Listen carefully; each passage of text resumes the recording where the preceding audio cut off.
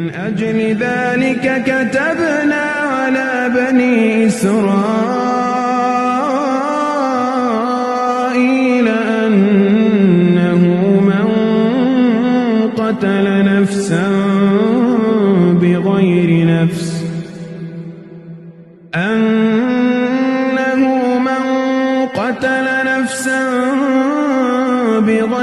نفس أو فساد في الأرض فكأنما قتل الناس جميعا ومن أحياها فكأنما